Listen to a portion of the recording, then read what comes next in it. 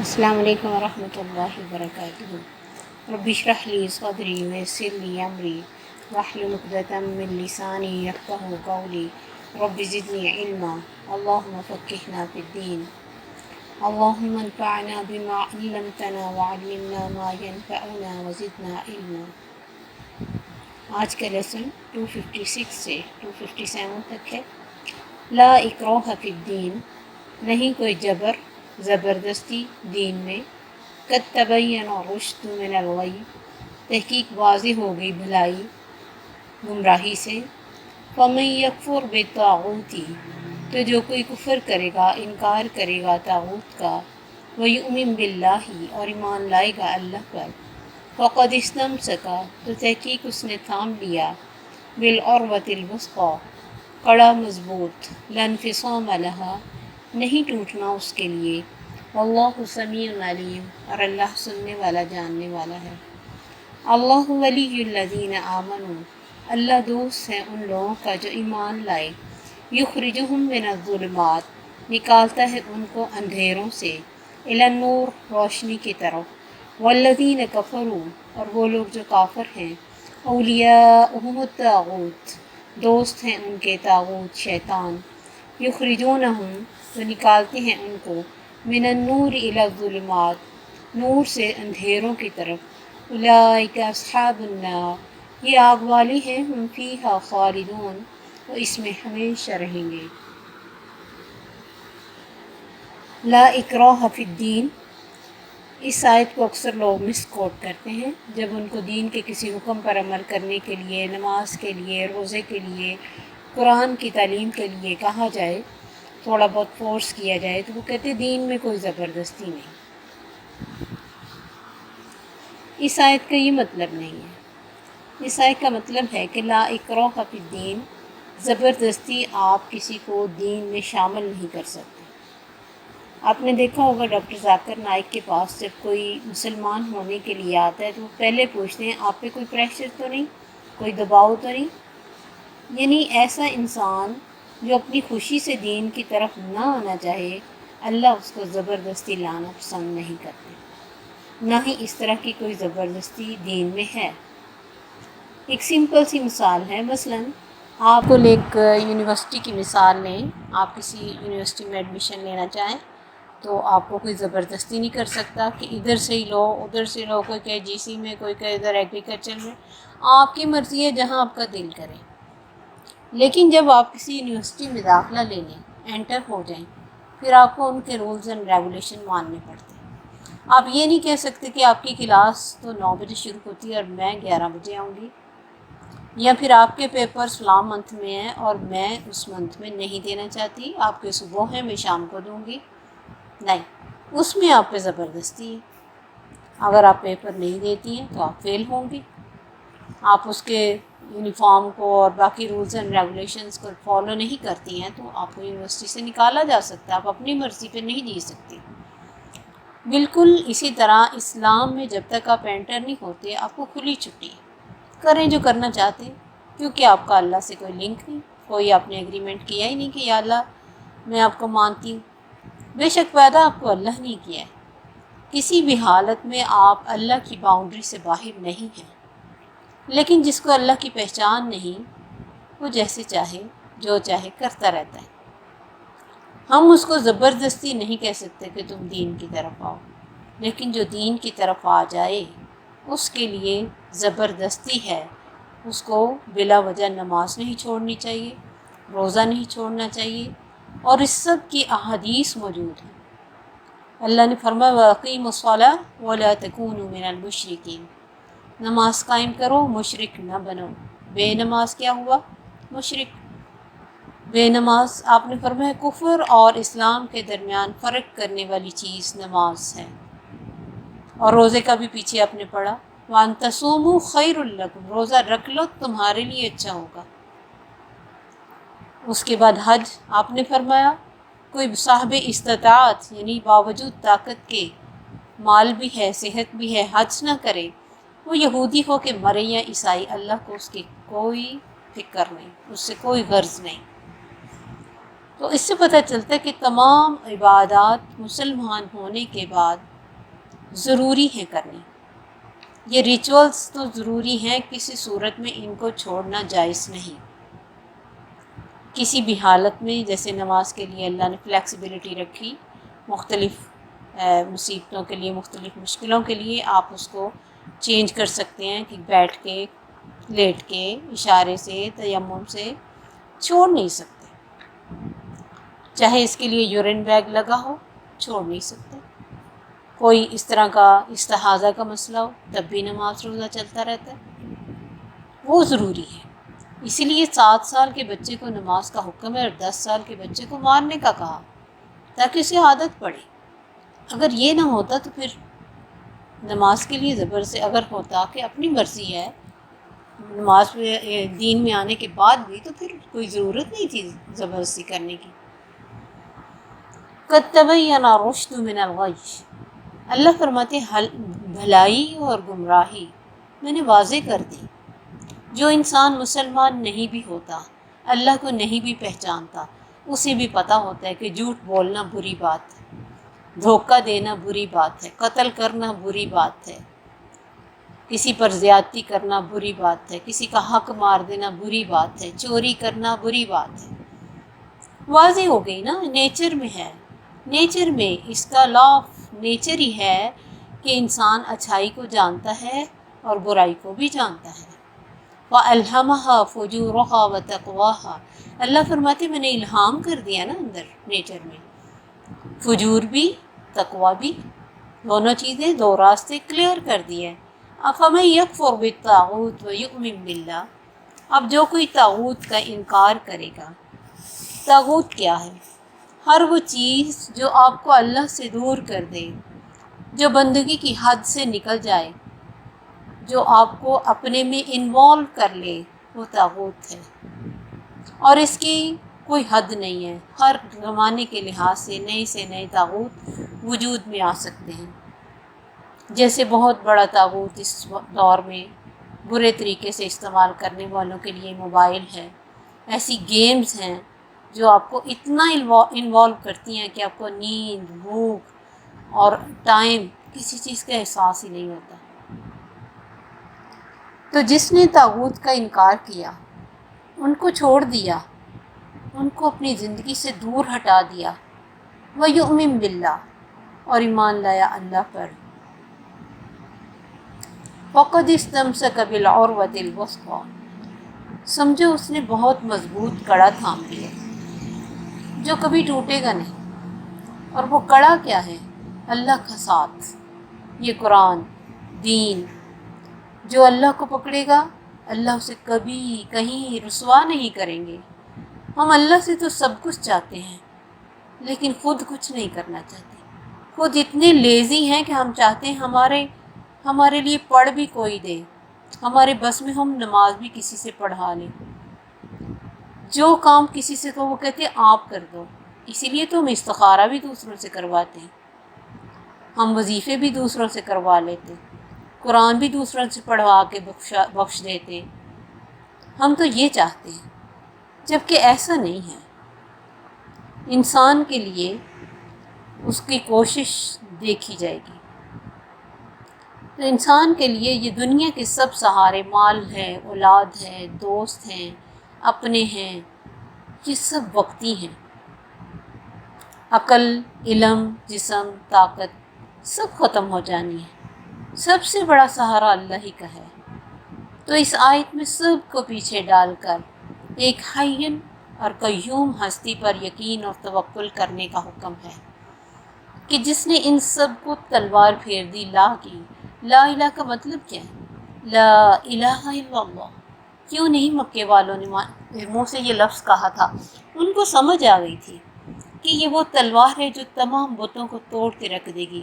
وہ چاہے دل میں کوئی سجایا ہوا ہے، کسی کی محبت، کسی کی چاہت، کسی اور کی پوجا ہو رہی ہے دل میں، کوئی بت ہے، کوئی چاند ہے، سورج ہے، ستارہ ہے، آگ ہے، رواج ہیں، اپنی عقل ہے، دولت ہے، کچھ بھی ہے، سب کو کٹ آف کر کے اللہ کی طرف آنا پڑے گا. کیونکہ جب تک ہم غیر اللہ کی نفی نہیں کرتے، اپنے دل سے سارے بتوں کو نکال کے پھینک نہیں دیتے، سارے طاغوتوں سے اپنی جان چھڑا نہیں لیتے، تب تک ہم یؤمن باللہ نہیں ہو سکتے، تب تک ہم عروۃ الوثقیٰ نہیں پکڑ سکتے۔ یہی عروۃ الوثقیٰ ہے کہ ہم ساری چیزوں سے نظر ہٹا کے وہ ایک در کی طرف دیکھیں، ایک رب کی طرف دیکھیں، ایک ذات کو اپنا سب سے بڑا سہارا سمجھیں جس میں کسی قسم کی کوئی کمزوری نہیں۔ لن فصام لہا، کبھی ٹوٹے گا نہیں نا یہ تعلق۔ وَأَنْتُمُ الْأَعْلَوْنَ إِن كُنتُم مُؤْمِنِينَ، تم مومن ہو تو تم بلند رہو گے، چاہے اس کے لیے تمہیں کتنے ہی دکھوں والا راستہ طے کرنا پڑے، چاہے پاؤں میں کتنے زخم ہوں، چاہے میری نبی کی جوتیاں خون سے بھر گئی ہوں، مکہ فتح تو ہو کے رہا۔ تو یہ وقتی آپ کیسے چاہتے ہیں کہ ہم اس راستے میں بھی آئیں، اور بلکہ بہت سارے تو یہ چاہتے ہیں کہ اس راستے میں آئیں تو پھر کوئی مشکل آنی نہیں چاہیے۔ اب یہ اللہ کا حق بنتا ہے کہ وہ ہمیں سردرد بھی نہ کرے، تکلیف بھی کوئی نہ دے، جو مانگے وہ بھی دیے جائے، کیونکہ ہم ایمان لے آئیں، ہم مومن ہیں نا۔ جبکہ جو صحیح مومن ہوتا ہے وہ اللہ کی بھی تعلق کو صحیح سمجھتا ہے، وہ سمجھتا ہے کہ اللہ کے راستے میں مجھے تکلیفیں بھی آئیں گی، جدوجہد بھی کرنی پڑے گی، کوشش بھی کرنی پڑے گی، اور اس راستے میں دکھ بھی سہنا پڑے گا، تانے بھی سننے پڑیں گے، تکلیف بھی سہنی پڑے گی، لیکن یہ راستہ ساری تکلیفوں کے باوجود خوبصورت ترین راستہ ہے، نیچر کا راستہ ہے، جنت کا راستہ ہے۔ واللہ سمیع علیم، اللہ سن بھی رہا ہے، کسی نے کچھ کہہ دیا، دکھ دے دیا، علیم جانتا بھی ہے تم کون کون سے کھڈوں میں گرو گے، تم کون کون سی تکلیفوں کو سہو گے، کون کون سے زخم دل پہ لے کے چلتے رہو گے، اللہ کو سب پتہ ہے۔ اللہ ولی الذین آمنوا، کتنی بڑی خوبصورت بات ہے، اللہ تو فرینڈ ہے ایمان والوں کا۔ ہم کہتے ہیں اولیاء اللہ پتہ نہیں کیا کون لوگ ہوں گے، وہ کون ہوں گے جن کو اللہ نے اپنا ولی بنا دیا؟ وہ ہمارے جیسے انسان تھے، انہوں نے رب سے اپنا تعلق مضبوط کیا، اللہ نے انہیں اپنا ولی بنا دیا، اور یہ ہم بھی بن سکتے ہیں۔ ہر انسان ولی اللہ کو بہت بڑی چیز سمجھ کے خود کو گناہ گار کہہ کے فارغ ہو جاتا ہے۔ بے شک ہر انسان گناہ گار ہے، ہم بھی گناہ گار ہیں، لیکن کیا ہم گناہ چھوڑ نہیں سکتے ہیں؟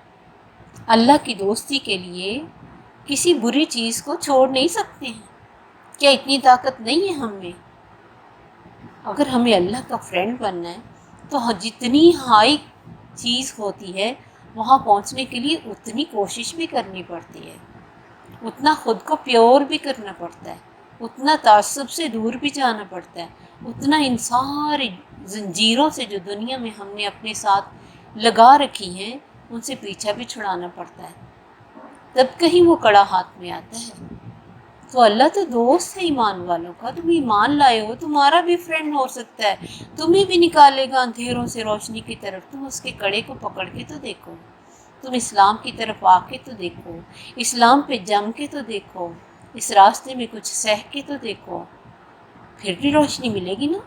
اب روشنی ڈھیر سارے اندھیروں کے اندر سے نکل کے ان سے اپنی جان چھڑا کے، اندھیرے سب کانٹے ہیں نا، تو تقویٰ کا کیا میننگ ہے؟ کانشیس لائف، ادھر سے نہ اٹک جاؤں، ادھر سے نہ اٹک جاؤں، دائیں بائیں آگے پیچھے دیکھ کے خود کو سماٹ کے گزرنا ہے سارے اندھیروں سے، تبھی تو روشنی ملے گی۔ تو اندھیروں کا جو لفظ جو ہے پہلے بھی شاید میں بتا چکی ہوں کہ ہمیشہ جمع میں آتا ہے، اور نور ہمیشہ سنگولر میں آتا ہے، کیونکہ نور ہے ہی ایک۔ وَمَن يَبْتَغِ غَيْرَ الْإِسْلَامِ دِينًا فَلَن يُقْبَلَ مِنْهُ، اسلام کے علاوہ کوئی اور دین چاہے گا، کسی اور راستے میں جانا چاہے گا، کوئی اور نور لینا چاہے گا، اسے قبول نہ کیا جائے گا۔ یہ اللہ کی طرف سے آیا، اللہ خود نور ہے، اللہ نور السماوات والارض، اور اسی نے نور کو ایک دنیا میں بھیجا ہے خوبصورت کتاب کی شکل میں، اور اس کو فالو کرنے کے بعد ہمیں بھی نور ملتا ہے، لیکن اندھیروں کا ڈھیر ہے، ان سے اپنی جان چھڑانا اور ہر دور میں مشکل ہی رہا ہے، لیکن اب جیسے جیسے آگے دور آ رہا ہے یہ جان چھڑانا اور مشکل ہوتا جا رہا ہے۔ آپ ایک اندھیرے سے جان چھڑاتے ہیں، دوسرے میں پھنستے ہیں، دوسرے سے چھڑاتے ہیں، تیسرے میں پھنستے ہیں۔ یہاں بہت دعا، بہت اللہ کے آگے گریہ زاری اور بہت نوافل کے ساتھ اپنے لیے، بہن بھائیوں کے لیے، بچوں کے لیے دعائیں دعائیں دعائیں۔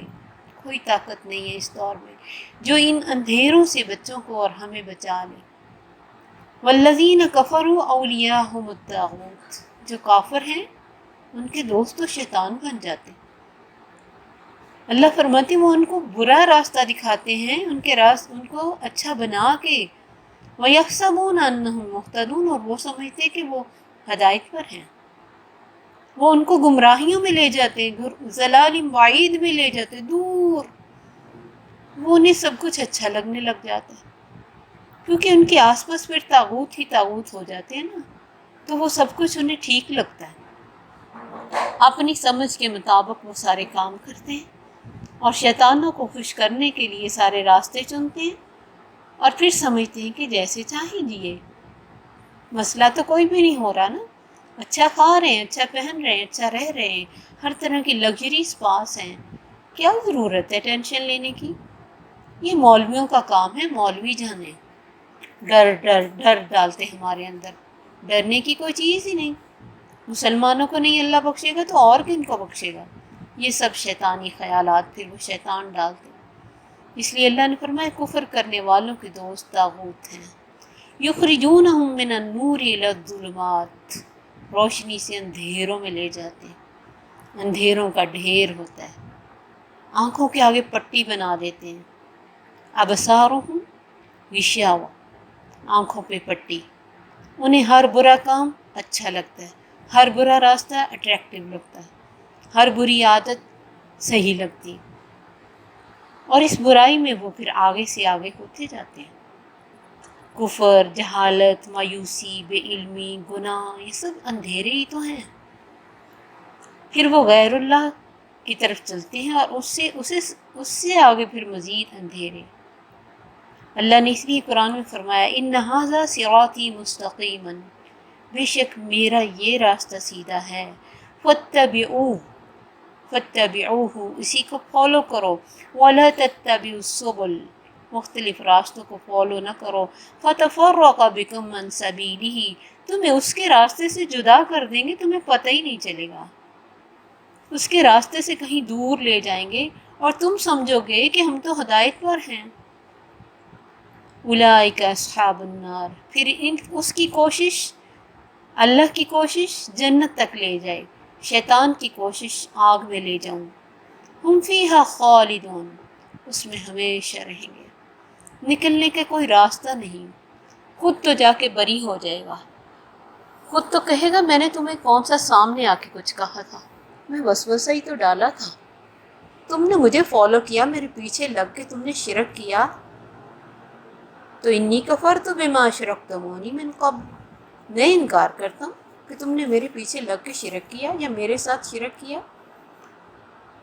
میں تو خود آگ والا ہوں، تم بھی آؤ میرے ساتھ، کیونکہ اللہ کے ساتھ اس کی لڑائی ہی ہے نا کہ اللہ اپنے بندوں کو بچانا چاہ رہے ہیں اور وہ اللہ کے بندوں کو آگ میں لے جانا چاہ رہے ہیں۔ تو یہ لڑائی تو شروع سے اللہ نے شروع سے آدم علیہ السلام سے کہا تھا اہبطوا، اس میں اتر جاؤ، بعضکم لبعض عدو، اب تم ایک دوسرے کے دشمن ہو، ہماری دشمنی کیا ہے؟ اس کی بات نہ مانیں، جہاں یہ ہمیں لے جانا چاہتا ہے اس سے ہم رک جائیں، اور آپ رکنا شروع ہو جائیں تو انشاءاللہ آہستہ آہستہ دل اس پہ جم جاتا ہے، پھر فرشتے گائیڈ کرتے ہیں ہمیں، پھر وہ تھوڑی کی ہمیں اس طرف جانے نہیں دیتے، کسی اندھیرے میں ہم پاؤں رکھ دیں تو ہمارے دل پہ تکلیف شروع ہو جاتی جب تک ہم توبہ نہیں کر لیتے۔